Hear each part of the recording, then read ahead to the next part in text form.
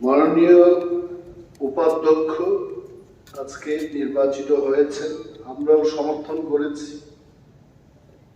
And I know him personally for so many years. উনি ভারতীয় জনতা পার্টির এই রাজ্যে নেতৃত্ব দিচ্ছিলেন সেই সময়টাতে। We personally share very good bond.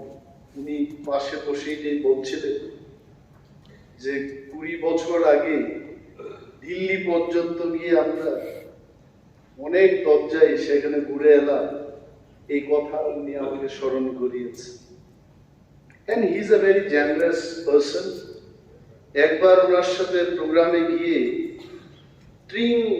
আমাদের ফেস্টিভ্যালে গিয়ে গোলাঘাটিতে এবং খাওয়ার ঠিক আগে উনি আমাকে জিজ্ঞেস করলেন যে এত বড় একটা উৎসবে এলাম, কিছু না দিয়ে কি করে যাব।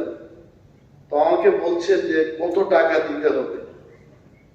আমি প্রথম কত টাকা দিতে হবে বলতেই জানতে চেষ্টা করলাম যে আপনি কত টাকা দিতে পারবেন। উনি আমাকে বলছেন যে আপনি বলুন না একটা টাকার সংখ্যা বলুন। আমি I told about 10,000 টাকার মতো দিন। সঙ্গে সঙ্গে পকেট থেকে বের করে 10,000 টাকা দিয়ে দিয়েছে। I know he is a very generous person. নিরপেক্ষতা বলতে ওনার থেকে আশা করাই দেয়।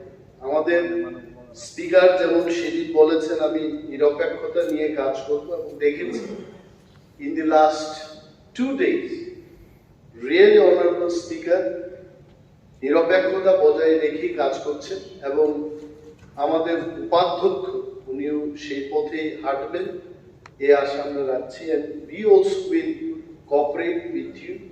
আমরা সমস্ত সহযোগিতা গণতান্ত্রিক সিস্টেমে যা থাকে আমরা করব, কিন্তু সরকারের মানুষের থেকে যদি দূরে সরে যায় সেটাই কিন্তু আমরা বিরোধ করবো। আবারও বলছি, wish you all the luck, all the best, এবং আমরাও আছি।